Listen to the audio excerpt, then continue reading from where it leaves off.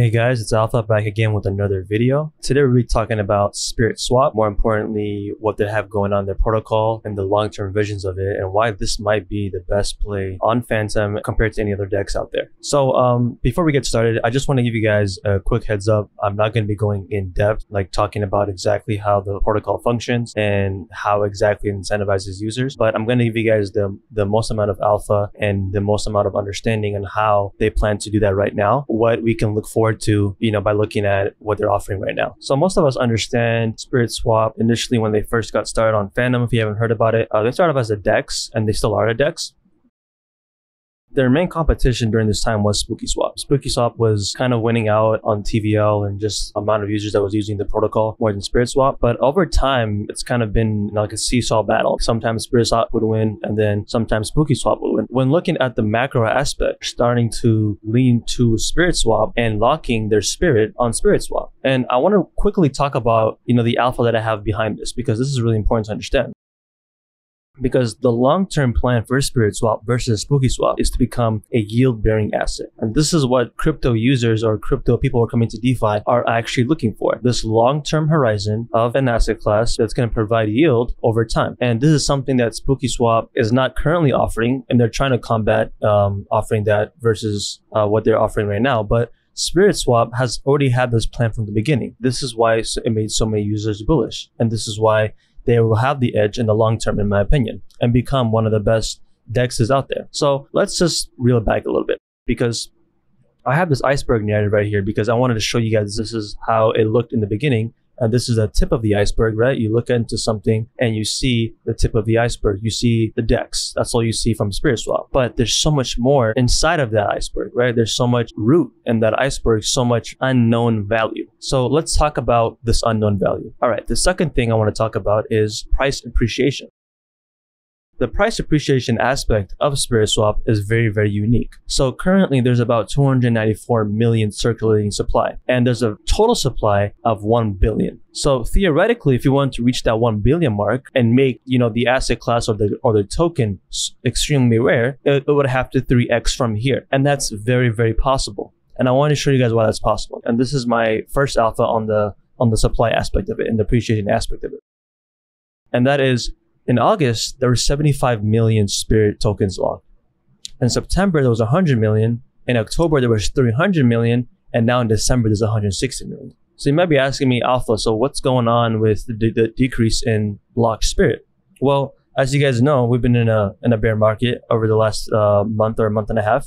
And during that bear period, a lot of Spirit tokens were unlocked, because the way Spirit works is you can unlock it for a chosen amount of time. And the max amount of time is 4 years. So the users or the investors in the protocol have not locked their Spirit for that amount of time. And the 160 million that we see locked right now is going to be Spirit that cannot be unlocked until that 3-year or 4-year mark, however long they locked it for. So we see this lock rate has been increasing over time. Like I'm saying, people have been locking more and more Spirit. And then we see now in December, there's only 160 million Spirit locked. Well, that's one of the reasons why I'm making a video about it, right? I want you guys to know that this is a really good time or good opportunity to lock some Spirit. This is a good time to get invested into the protocol, because this is a time where we can get our feet wet for the long-term narrative of the Spirit protocol, right? And that's only if you believe in the long-term narrative. So how does that actually work? And how does that make sense for us? Well, I made a quick calculation. And my second alpha is the correlation between circulating supply and Spirit lock. There's only 45% of the supply available on the market. What does that mean? Well, like we talked about earlier, there's only 1 billion tokens, Spirit tokens. And the circulating supply is 294 as of today, right? 294 million as of today. Well, based on these numbers right now, only 45% of Spirit is available to own. I've done more calculations in what we've seen from earlier.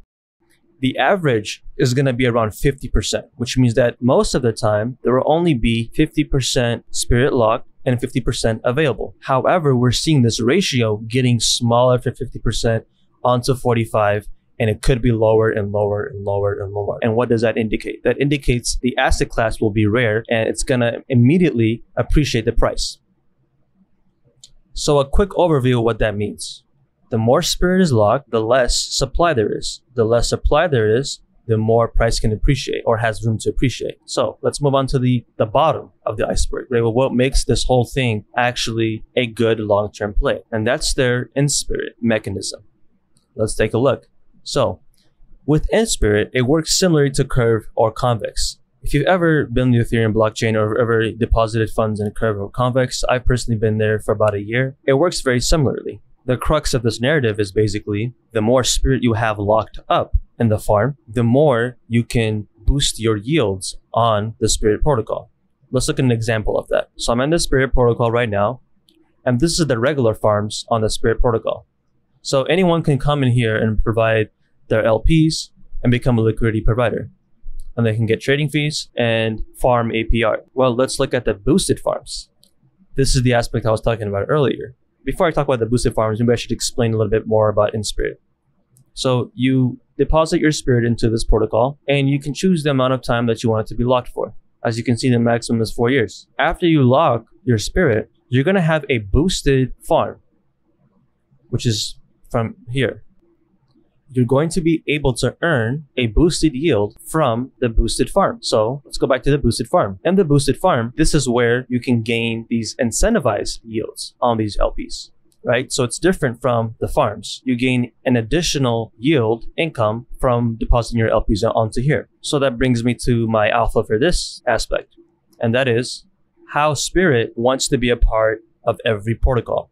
So they're making a call to all these different protocols, not just on the Phantom network. Currently, it is on the Phantom network, but eventually they're trying to expand to incentivize their pools on their protocol. So let's quickly go back to the boosted farms. We can see the different LP pairs here. For example, LQDR Phantom, Ice Phantom, very good coins, very good protocols. If you're investing into them, you can pair them and deposit it on here for incentivized yield. Something that we've been talking about on this channel, Jewel FTM, for example. You can get this incentivized yield by depositing your Jewel FTM LP.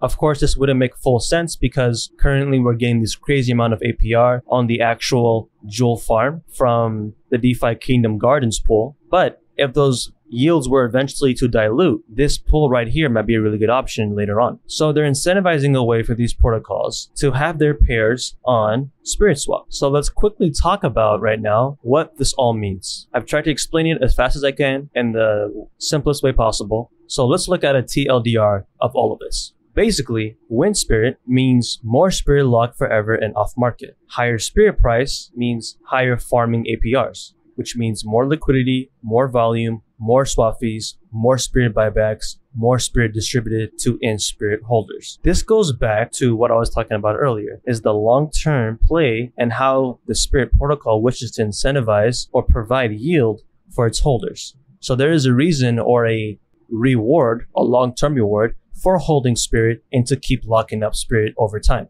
making it very similar tokenomics or economic structure to Curve and Convex. So guys, that's all I have for you guys today. I wanted to make a quick video and give you guys this information on SpiritSwap. I do believe they're going to be around for a while, and I do believe they have the right people with the right kind of mindset trying to bring this new but badly needed yield-bearing assets to DeFi. Alright guys, see you guys in the next video. Thanks for watching. Don't forget to like and subscribe. And let me know what you guys think in the comments below. I really enjoyed you guys' comments in the last video. Got a bunch of comments. So just let me know what you guys think and what you would like to see more of. Alright guys, till next time.